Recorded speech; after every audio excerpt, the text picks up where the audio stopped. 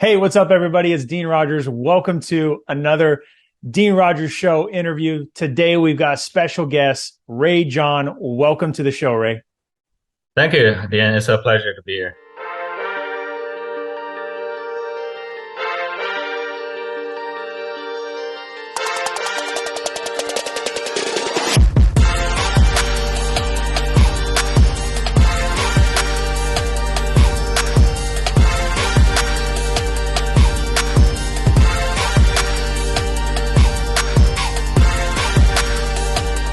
Thanks for being here, man. So, a couple of key things to highlight about you before we get started and dive right in. You've got an incredible story about how you got into real estate, and I'm going to be sitting here, eating my popcorn, listening to your story and hearing all the details because I don't know all the details yet, but I know at the high level, you immigrated here from China 10 years Mhm. ago and you were homeless sitting on a bench listening to a podcast. We won't say which one yet. And you somehow, some way had the passion, the drive to take action. And by doing so, you have now put yourself in a position to where you're doing land deals. This year, you've done $800,000 net profit from doing land deals, spending 2 to 3 hours a week A and day, a day. a day, Yeah, 2 to 3 hours a day. yeah, Yeah, I was thinking 4 hour work week for a second there. yeah. 2 to 3 hours a day, and that's incredible, man. I mean, what a crazy story. So, and if anybody wants to go check out Ray, you can go to Instagram, find him there, Virtual Flip Land, one word, Virtual Flip Land, to check out Ray. So, Ray, man, I'm super stoked to get into the story and hear all the juicy nuggets. So let's start right back on that park bench Mhm. when you were listening to a podcast. Let's talk about that. Sure. So I was listening to a guy that we both know. His name is Tom Crow. Yep. He's very passionate about real estate. He always like bam, bam, right? I was like, who's this guy? And but I love that guy because he is passionate about what he's doing, and I love real estate too. Because that's something we cannot do it in China, but you can do it here, right? So I Wow. was So you can't do real estate in China. no, because the government basically own the land, so you know you cannot flip it. Wow. That's crazy. Right. So when I first came here, I was basically living in the car, and I was sitting in the bench. Actually, I was laying down, and I was listening to Tom. Sometime I need the internet. I have to go to either Starbucks or I have to go to school. In the school they have Wi-Fi. I just use the free Wi-Fi in the car and using my computer, and do my research. Yeah. That's crazy. So you found Tom Kroll's podcast. And what was it about Tom Kroll that inspired you? Because I started real estate, not the same, but similar, that I found a free podcast and it just inspired the heck out of me. I found Sean Terry's Flip to Freedom podcast. So someone who's very similar and well respected in the space, Tom Kroll, you found his podcast. What was it about the words he was saying that made you say, oh my gosh, real estate is what I want to do? I was by then in Hawaii, so it was really hard to do wholesaling, which is Tom is talking about. But I love real estate because I know how much you can make in real estate, right? And one deal you can net, is there the number is unlimited.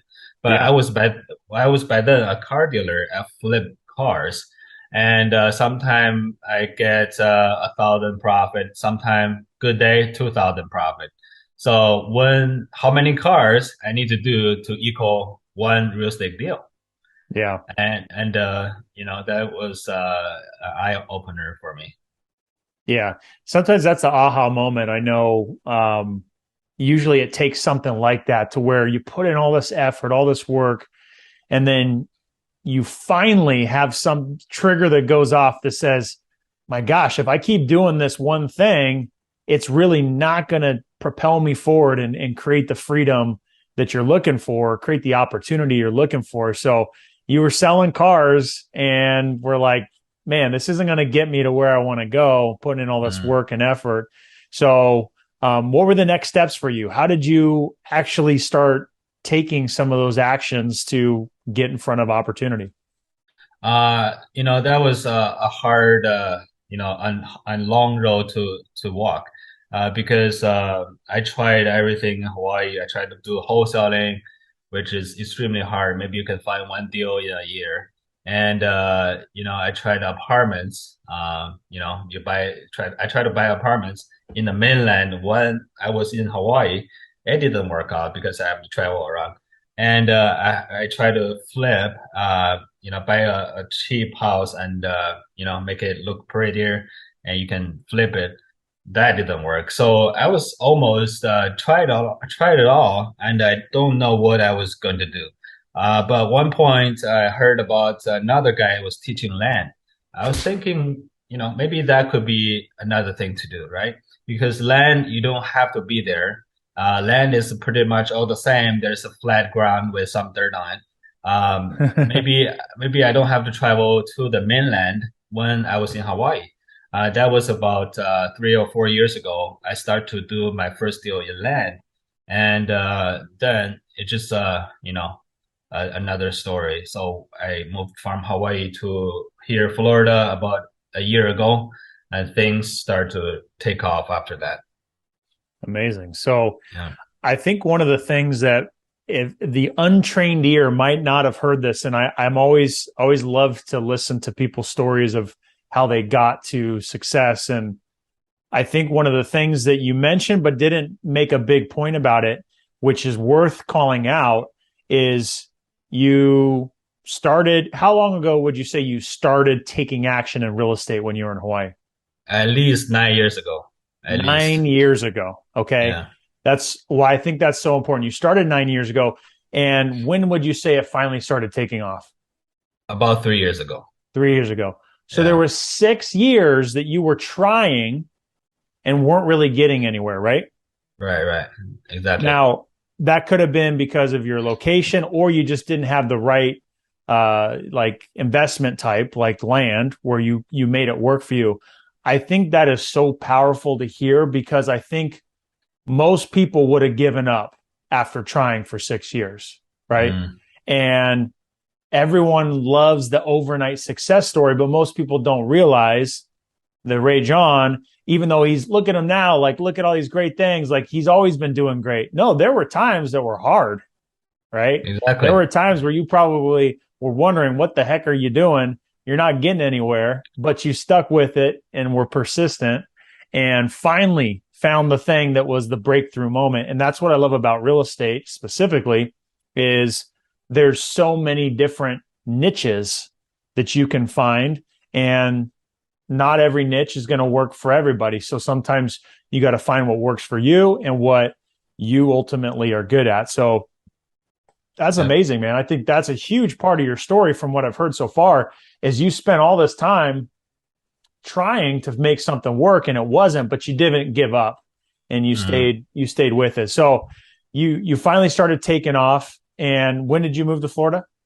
About a year ago. About a year ago. Okay. Yeah. So once you finally made that move, was it from Hawaii? Yes, it was from Hawaii. Yes. Okay. So so you moved from Hawaii to Florida. Now what was it what helped you once you moved to Florida? What was it about being there that helped you? I was doing land in Hawaii too, but not like super in big scale. I was doing about 1 or 2 deals a month. Maybe that add about 5,000 extra income to me every month. And then, I was always learning, right? I was in the Tony Robbins event and, he jumped around and got me excited. So, uh, so there was a little small voice came to me. I think that's just an inspiration. That voice said, you got to move to the mainland. Um, so I did that without knowing what I'm going to do because the land is only 5,000 a month. It's not going to support a life with, 3 kids, right? Yep. So, but I did it anyways. I moved to California. I started to develop the theory in my mind about the whole system, about the land flip. So I said to myself, I'm going to try it out to myself first. So I did it in one county, and my first deal was I bought it for 6 grand, and we sold it 2 days later for 55,000. And Woo. that was the land in Texas. Yeah. And I was like, is this just pure luck? So I tried another county in Texas, and it worked again. And I was like, is this only working in Texas? All right, maybe I tried to other state. I did Florida, and after that, it just I did many states after that. So right now I'm in probably 30, 40 different counties at the same time. Wow.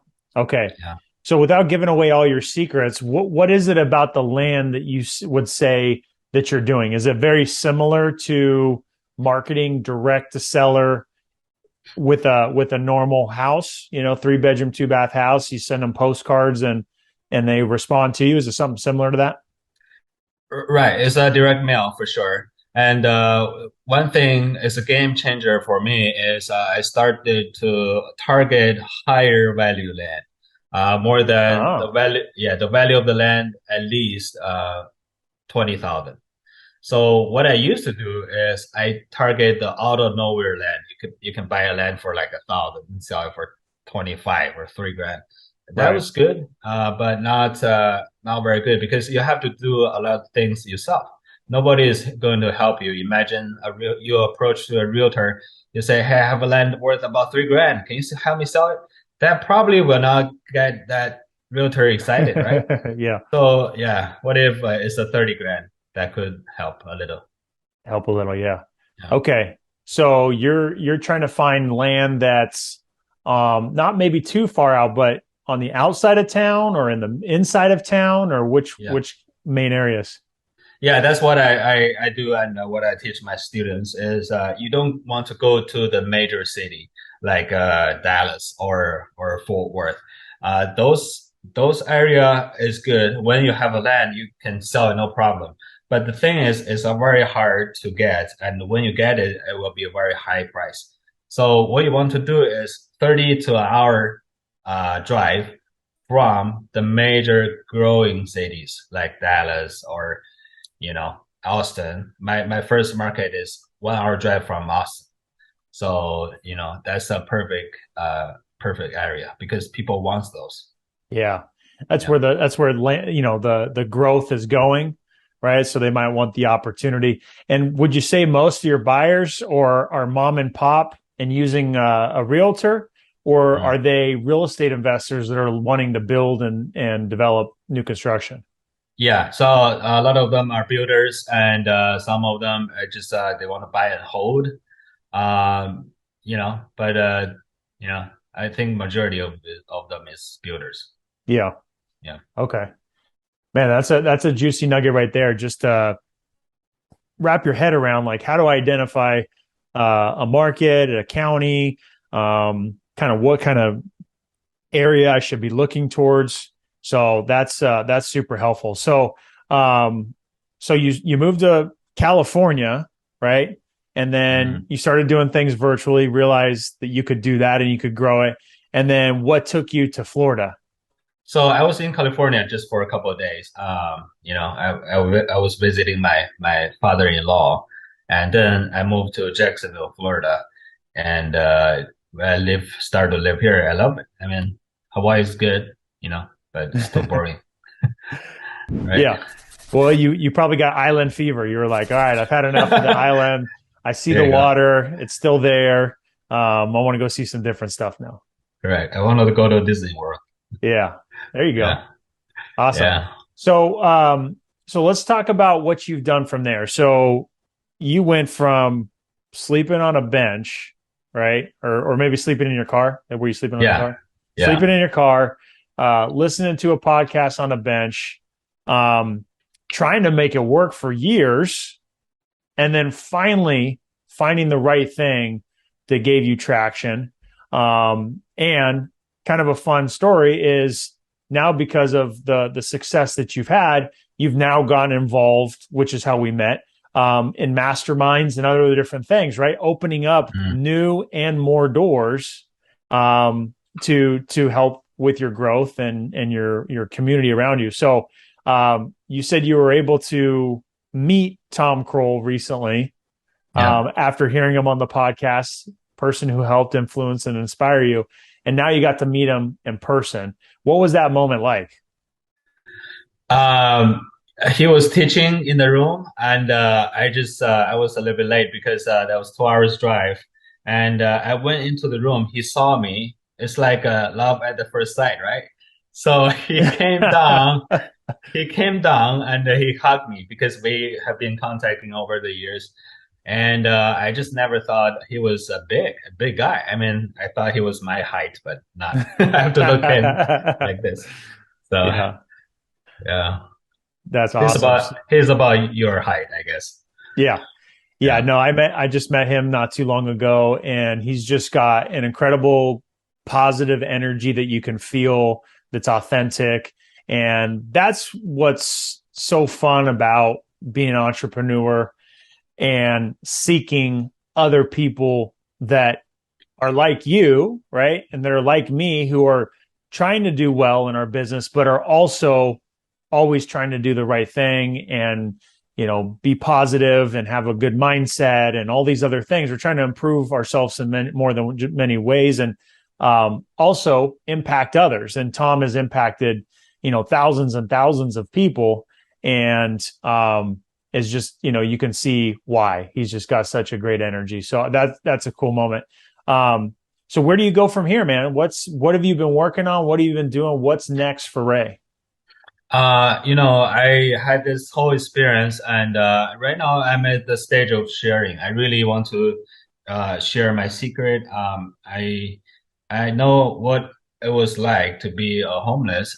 Maybe most of the majority of the listeners are not homeless, but everyone has a money problem, no matter how much you Yep. get, right? Yep. So I'm just trying to help the right person or whoever want to learn more about land. Right now, I start to involve in this mastermind, including you. As an entrepreneur, I have to say that sometimes or majority of the time you feel lonely. Even you're married, you have kids. Sometimes you do feel lonely because you feel like nobody is understanding you why you work so hard and Yeah. why you always pushing. You cannot just you got enough money. Why do you just sit there and lay down, right? But it's because of loneliness. We gather together as a mastermind, and we want to share. I mean, it's not like that we want to get your money or something, but we really want to share this with. It's like a gift, right? You give the gift to someone else. I think that's where I'm gonna do right now. Yeah. I think I had a similar, feeling and experience when I launched my coaching program at the time of filming this, just, a handful of months ago. And I think once I did that, the activities I was doing before was helping other people do deals and make money when they didn't have the skill sets to do it, right? They didn't have the Mm, knowledge, or they didn't have the resources, or whatever it was. So once I started doing that, the amount of fulfillment that I got, it just made things more fun and fulfilling, and my business grew. And I'm sure you're experiencing the same thing. Like when you're finding success and helping others, it's fire, gasoline on the fire. It just helps grow things and makes it a lot more fun during the whole experience.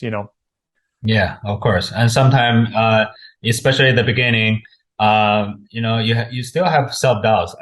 Everyone has their own fear, right? My self doubt was, is this gonna work for my students? But I told myself it works for me. If I teach exactly the same thing to my students, it will work for them. So, after that, I think after the testing of that thoughts, two of my students just got their first deal. So I Yeah. was very, very happy about it. Right on. Yeah. Yeah, that first deal is always the hardest, but once you get that breakthrough and you believe that you can do it, it helps you feel comfortable to just go that much harder for your next deal. So that's all part of the process. So let's talk about kind of recap where you came from, where you're at now. What do you think about yourself that might be unique that allowed you to go through that whole process and be where you're at today? Because for most people, they don't want to go through the hard stuff. They don't Mm, want to fight and work hard and, dig and claw at trying to have that breakthrough moment, which you've finally done, right? But mm. what was it for you, do you think, that allowed you to work through that whole process and get to where you're at today? I think the main thing is to find a mentor. There are a lot of different niches in real estate.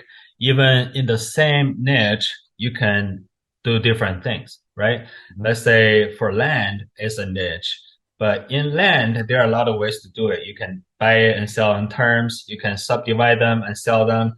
What I do right now is you flip them. You buy low and sell high. That's a model.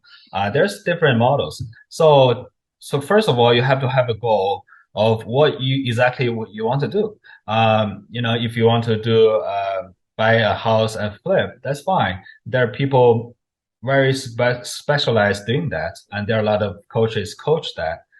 Just hire him as a mentor. And one thing about hiring a mentor is you don't want a mentor that teach you school knowledge, meaning they give you a textbook for you to read, right? That's useless. So you want to find a mentor that tell you exactly what the next step is, and you do that and follow that, and of course you have to pay him for his time, Yeah. and one thing I'm going to talk about later, but if you find such a person, just follow him, do exactly what he told you, and you will be successful. And a lot of people think, I'm gonna go to YouTube. I'm gonna find something free advice. I'm gonna do that. So you can be successful doing that, but there are a lot of things, a lot of people a lot of things you have to make a mistake on, and that those mistakes will cost you money. And if you summarize all the mistakes you have made, that could cost you more than just hire a mentor. You know. Yes, I would have to agree with two hands up that I have over the years had success, but in order to get to that success, I made a lot of mistakes that cost a lot of money.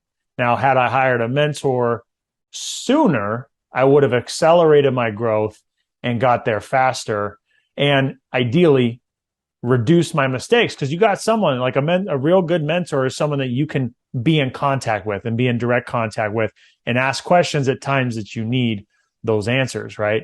And I know some of the mistakes I made were really obvious mistakes. Like anyone else with experience looking at this and looking at all the numbers and all the different factors without emotion, just say, yeah, that's not a deal. Don't do that. Why would you do that? You don't need to do that. It's better to Definitely. not do a deal than to do a bad deal. So I had to learn some of those lessons, I guess, myself, and they were extremely painful Expensive. Yeah. and extremely expensive.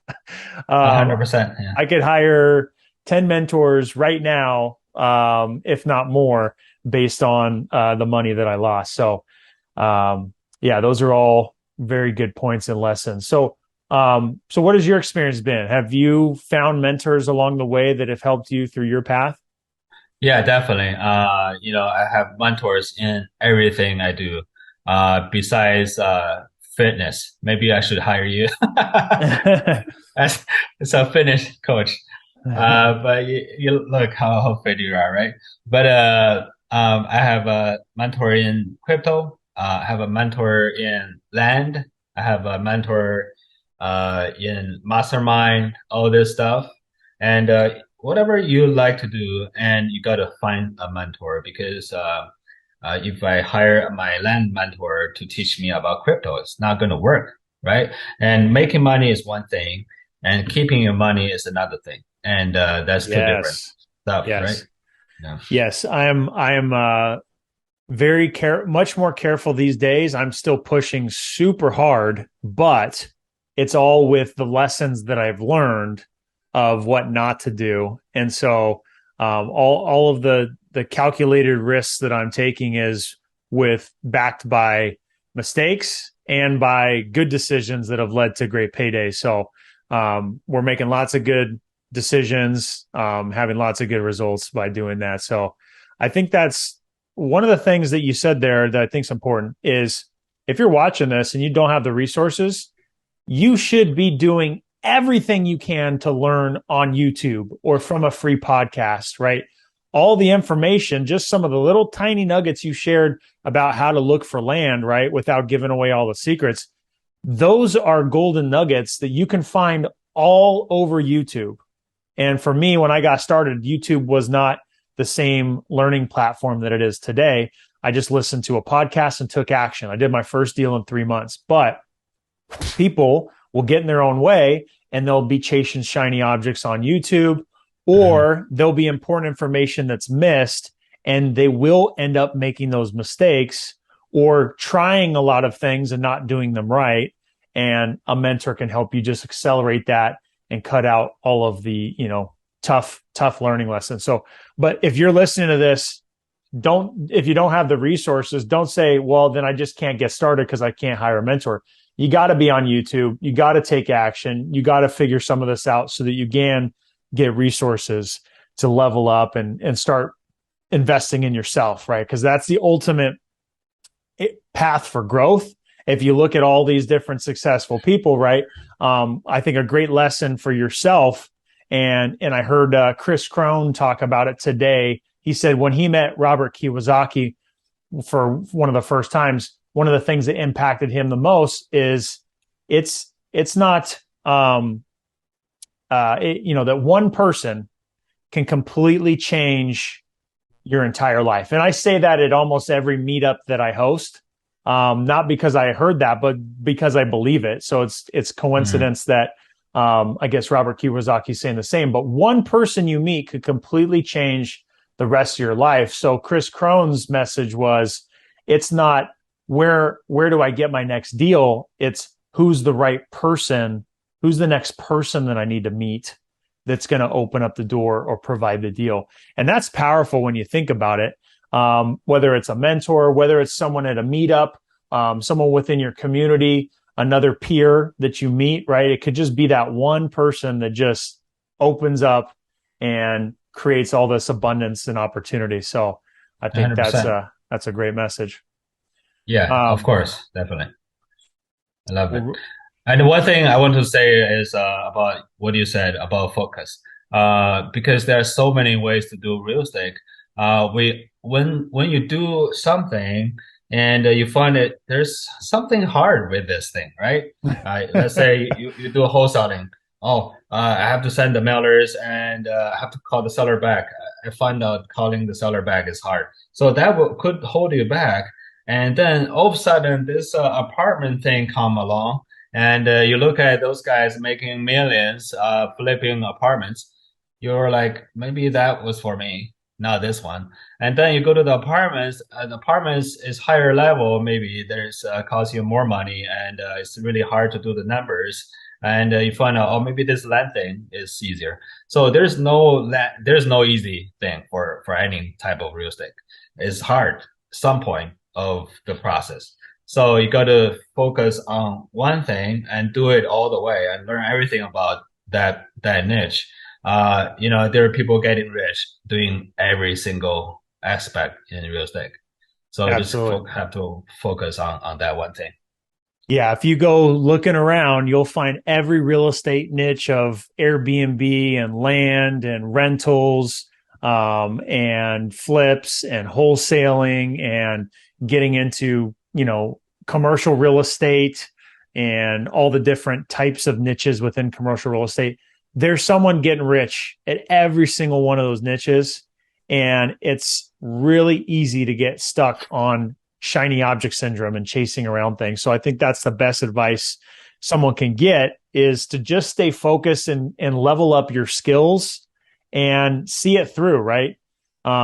spend some time to get familiar with what other strategies there are and find what's best for you, right? You don't necessarily, for your first deal when you're dead broke, want to go try to take on a multifamily project that you have to raise $20 million for. You probably don't have the skill sets to be able to do that yet. But maybe wholesaling a piece of land or wholesaling a single family house is something that's an easier way to get in the door with something you might see every day. You might see land every day. You might be living in a house or driving by houses in the neighborhood. That's something that you can relate to a little bit better sooner. So that's why I like the two things that we do, right? I wholesale flip and buy rentals of houses, and you flip land. So I like all those strategies very much. Awesome. Well, Yeah. dude, it's been so great to have you on. I think your story is insanely inspirational, and is just something that everybody needs to understand. With your story, is not everybody has this fairy tale. I started with a bunch of money and started buying real estate. Almost nobody started with a bunch of money, and almost nobody had an easy path to get success. But you're living proof that if you stick with it, no matter how long it takes, you'll eventually have the breakthrough. And I just love that about your story, and it's such an inspiration. Yeah. So one thing that kept me going during the 6 years was one time I heard Mark Cuban. He is a billionaire. He talked about all the success and failures in his life. One thing he said really, impact me a lot. He said, you don't have to be right all the time, or you can be wrong all the time, but you just have to be right once. Yep. So that's why that sentence kept me going during the 6 years. I spent, I don't know how much on those shiny objects on Yep. mentorship. Yeah.